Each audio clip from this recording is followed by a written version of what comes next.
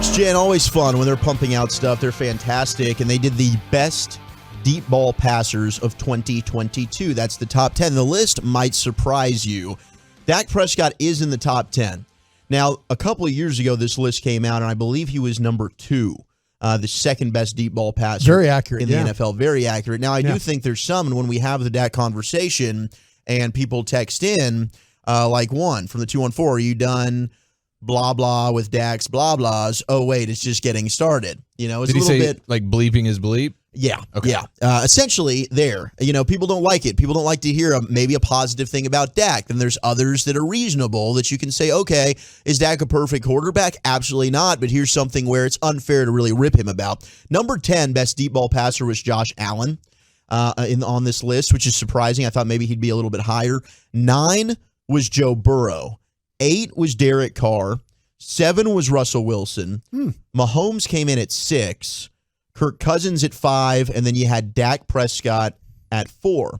His deep ball completion percentage was at 40%, and they wrote that last offseason the Cowboys traded Amari to Cleveland, hurting the overall strength of their receiving core while creating salary cap solvency. Unsurprisingly, Dak's numbers dipped. If you need one metric that illustrates a lack of downfield effectiveness from Dallas's passing game as a whole, look at Dak's expected completion percentage on deep targets, which fell short of 30. This suggests the Cowboys' lack of firepower helped opposing defenses limit the Cowboys' downfield opportunities. And there were games, specifically the Cowboys game. They didn't push the ball down the field a lot. Yeah, Michael Gallup was the Niners game. Michael Gallup was not the same version of himself. Great point. I think that's huge. Not having Amari Cooper is big. And I think there's quite a bit of variance in that stat because the percentages are low when you're going really deep. Now, is this considering 15 yards and beyond deep, or is this like actual deep balls? It's actual deep. I think it's 25. Yeah, I think it's 20 or 25 or more. That's a pretty good chunk. So they write Dak's ability to overcome disadvantages on deep throws is a big part of what landed him at number 4 here. Among the quarterbacks on the list, Dak finished with the 3rd highest completion percentage over expected. His touchdown to interception ratio on such attempts boosted his EPA, expected points added, to a plus 28.9 on deep attempts. The gross totals weren't gaudy, but Dak was the only quarterback in this ranking to fall short of 500 yards on deep attempts. Now, keep in mind, he did miss those games due to injury, but he was still highly productive despite having just one pass catcher, CeeDee Lamb, log more than 2 deep catches last season. That's the big one right there. That's the part that stood out to me the most. He had one pass catcher log more than 2 deep catches last season. That doesn't even seem possible. CeeDee Lamb's the only person who caught a ball 20 yards through the air or more on more than one occasion. That is bleeping nuts, dude. Yeah. They had nobody else that could push the ball down the field.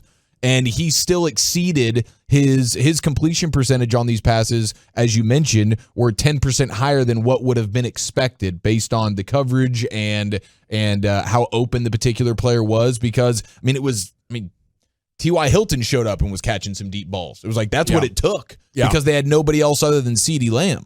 Yeah, it's something Dak does incredibly well, and I think it's important to clarify why the difference in the techniques or what you're looking for. Like if you were going to put targets 40 yards downfield and say, "Hey, Dak, hit these," he would lose to guys like Jason Garrett and David Carr. You know, he's not a per se precise downfield thrower. But the deep ball is often a little slant and go, right?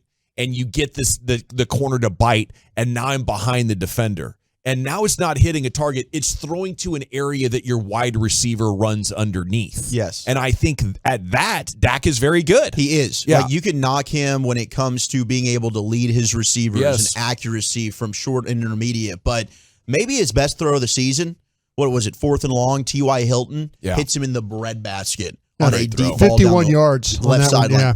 So Dak is good when it comes to this, and people just they can't comprehend that this is a possibility. Like we get texts. Well, on the other side, there's people that can't comprehend he doesn't do stuff well. Sure. Yeah. Right. And it's not like, again, it's not saying that Dak is a better quarterback than Mahomes or Joe Burrow because he's ranked ahead. Like 6'8", Russell Wilson above Josh Allen and Joe Burrow is how I know this list is BS. It's not saying that these quarterbacks are better than the other ones. It's specifically just deep ball passers. Well, that's what from Russ last does. season. Right. That's always been a calling card for Russ. You just don't watch the NFL enough if you Right. don't think Russell Wilson is a genius at that That's pass. all it is. And it also goes to show that just because you can be a top 10 deep passer doesn't mean you're a good quarterback. Because Russell Wilson was not a good quarterback last year. And number one on this list, and if you watched the Seahawks play, you'd probably agree, was Geno. Geno had a ton of deep balls to Lockett, to Metcalf. Number 2 was Tua, and he was just humming the ball downfield to Jalen Waddle and Tyreek Hill. And then number 3 was Jalen Hurts. And that was probably the best, in my opinion, the biggest improvement in Jalen Hurts' game was the deep ball accuracy. And he hit a bunch of home run balls to Devontae Smith and to A.J. Brown. Yeah, and I think that's the biggest thing when you look through these quarterbacks. It's pretty amazing. Outside of Russell Wilson, who is just a noted, really good deep ball passer his entire career, and outside of Patrick Mahomes, everybody else, all these other quarterbacks have a bona fide super stud as a wide receiver. At least one. All these top 10 deep ball passers, you're talking about Geno Smith having Metcalf, you're talking about Tua having Tyreek Hill and Waddle, Hurts having A.J. Brown, Dak having CeeDee Lamb, Kirk Cousins has Jefferson, and then you have Derek Carr had Devontae Adams. You got Jamar Chase for Joe Burrow. You got Stephon Diggs for Josh Allen. Other than Pat Mahomes and Russell Wilson, who don't really have a bona fide go-to, holy smokes kind of wide receiver, all these other guys do. So that's hugely important as well, I think, having one of those wide receivers. Absolutely. All righty, there it is. Next gen stat debunked. Dak, good ball passer on the deep one. Real quick, I was curious, and this is just a question I have. Do they have a stat for depth of interception a pass? Like if you're throwing, The only one that they used here was just touchdown interception ratio. Okay. I was just curious if they, if they measured like, okay, if he's, like I was saying, he's trying to throw the ball. Yeah. I was watching several of them just throughout the thing, the Cincinnati game. There were a couple other games, Jacksonville, some games that were, his interceptions are down the middle of the field. So what do they consider a deep ball? 20 or more air 20 yards. or more air yards. Okay. I didn't know if they had a stat for those. Like his depth of interception. Is there any kind of stat for that? It just seems like it's a 5-to-1 touchdown to interception ratio. Okay. So that's so the it's best probably they give not. you. Okay, I got you.